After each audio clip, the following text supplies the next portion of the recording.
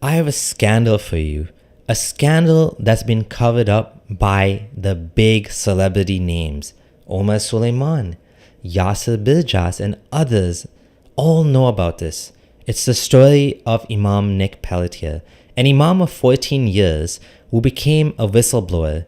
He did the right thing and came forward publicly to the community about abuse allegations in Irving Mosque, one of North Texas's biggest mosques. But instead of rewarding him, he was punished. He suffered major social consequences. He was abused by a mob, fired from his position, slandered by the leaders, and had to find other ways to survive, barely surviving for the last 5 years. This scandal needs to be exposed. People need to see how the mosque leadership and the community punished this man and covered up this abuse that was happening right under their nose. Let's get into it.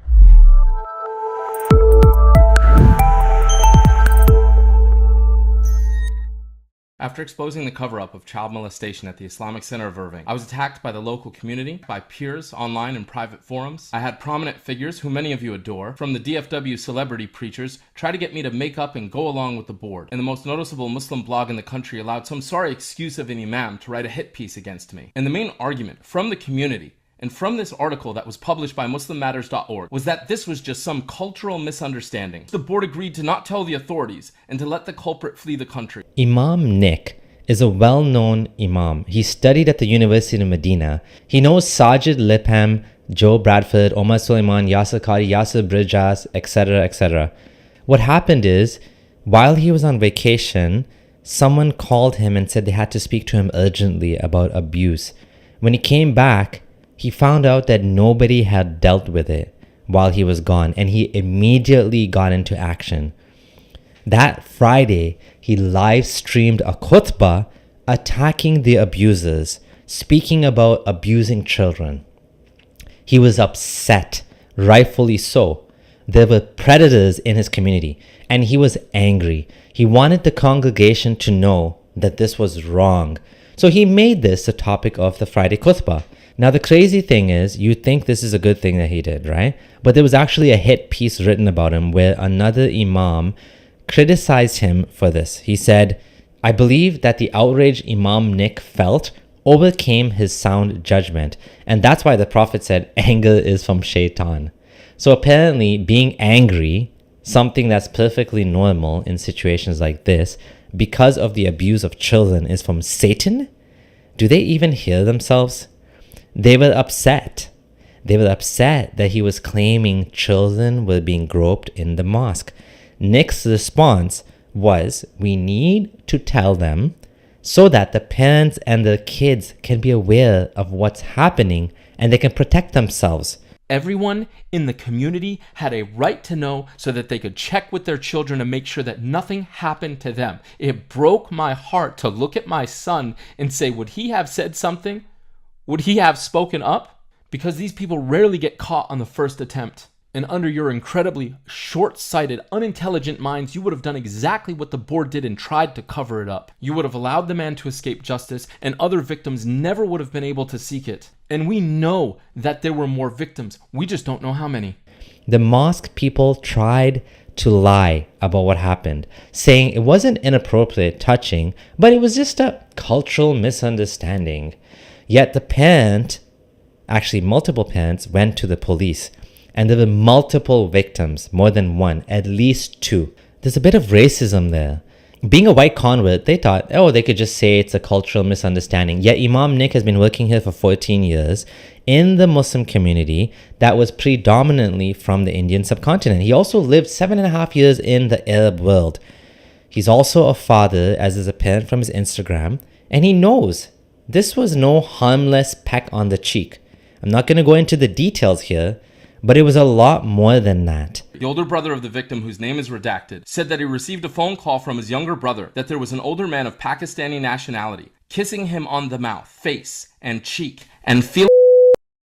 I told him to wait at the mosque while I was on my way to you. I came and actually found traces of kissing on my younger brother's face. There was even a red scar on his cheek from that effect. I'm sorry, am I missing something? Or is this how you greet children in your culture?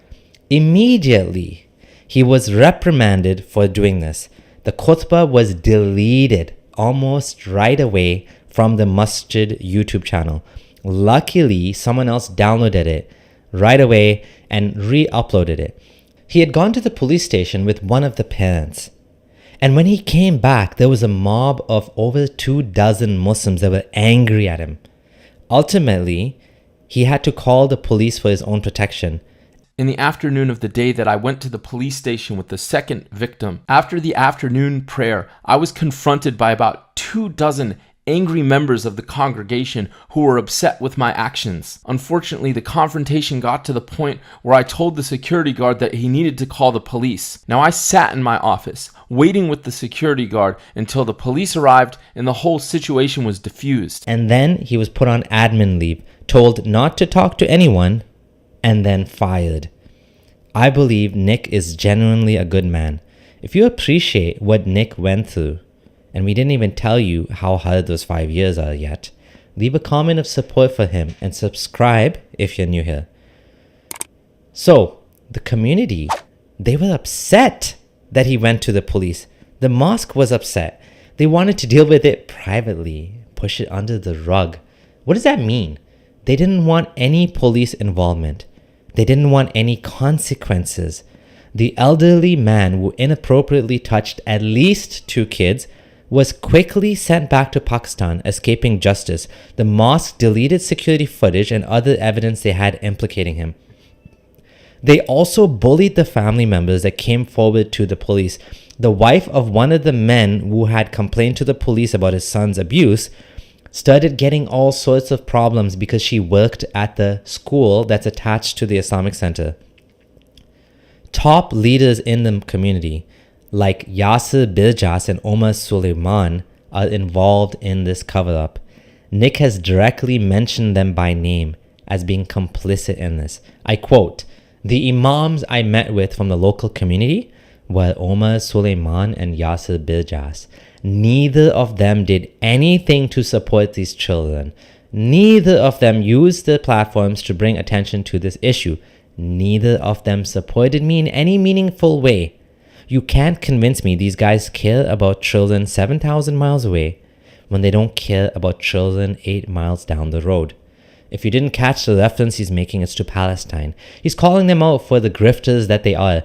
Because what kind of people ignore what's happening in their own backyard while claiming to care for others thousands of miles away? Grifters, that's who. What happened to Nick after this? Being an Islamic university graduate who has done nothing but be an imam, what was he to do? After he was fired, nobody wanted to hire him. He wasn't able to gain employment as an imam anywhere. It took him 5 years, a crisis of faith, wondering if God hated him. And because of this, for years, I felt so enveloped in a darkness that there was no direction to go to get closer to a light that I couldn't see and wasn't sure existed. The darkness felt like a cage that I was trapped inside of, screaming at the top of my lungs for help, falling on deaf ears that didn't exist because the cage was me and my screams never left my own head. I don't think I've ever felt so lost or isolated in my entire life. The thing that he loved most about Islam was a brotherhood. But what sort of brotherhood was this? He found out.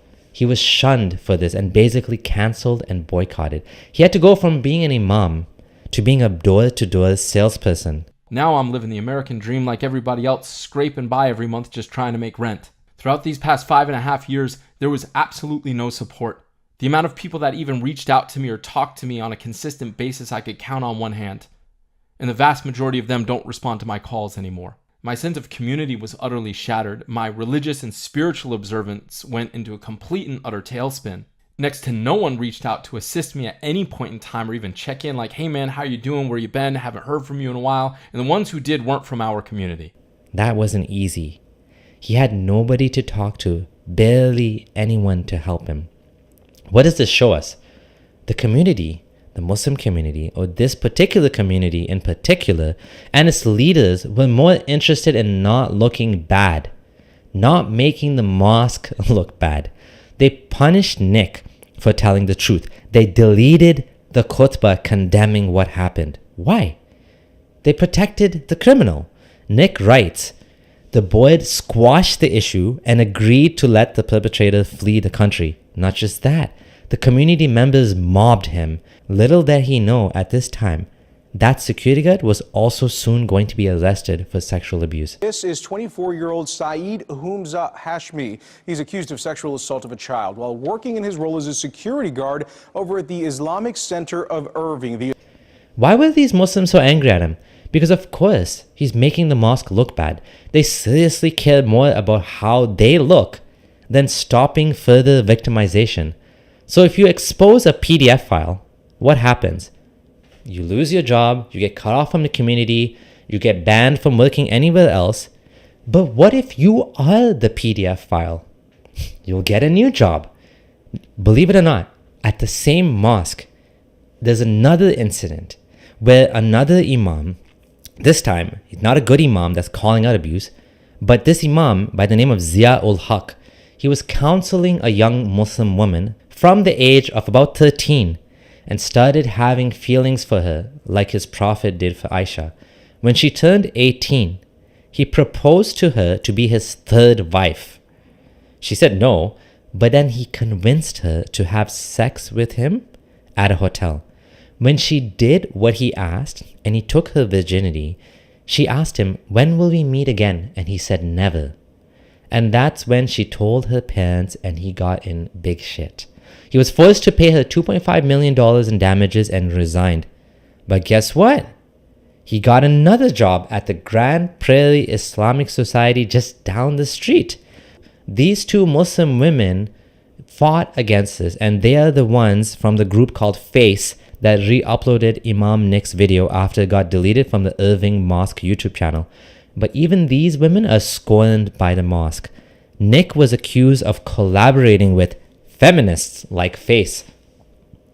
Apparently, going to the police about sexual misconduct and calling out predators is feminist in their minds. Imagine that's what they think feminism's about. Like, we're talking basic human rights. Even that's too much for them. In conclusion, we see some really alarming issues here. This mosque is one of the largest in North Texas. It has celebrity imams like Yasir Qadhi, Yasir Birjas, and Omar Suleiman speaking there. Yet none of them have said anything about all these scandals. He has repeatedly tagged them in his posts. He has mentioned them by name as being complicit in the cover-up. The Irving Mosque fired the man who legitimately cared about them and tried to bring light to the situation. They kicked him out completely. Yet Imam Ziaul Haq, who groomed a child for sex, was given another job at the mosque just down the street. Not to mention, so much for Muslim brotherhood. Nick said he never felt more isolated than he ever been in his life over the last 5 years. They protected a criminal and sent him back to Pakistan before he could be prosecuted. They covered this up. You have at this mosque an older man who abused children, a security guard who was arrested, an imam that groomed a minor, and who knows what else they hid from the public. This is alarming, and Muslims and non-Muslims need to know what the mosque and certain community members are hiding from the community. Thanks for watching. Thank you to my patrons for your continued support. If you like my work, please consider joining me on Patreon, as this is the best, most effective way to help me. Your support is most appreciated. You can also check out my website below and donate on PayPal or with a super thanks directly on the video. One more thing. We have a special series coming. The two Abdullahs are going to be tackling sexual predators in the Muslim community. There are a lot more names, big names on the list. Don't miss it. This is your friendly ex-Muslim Abdullah Samir signing out.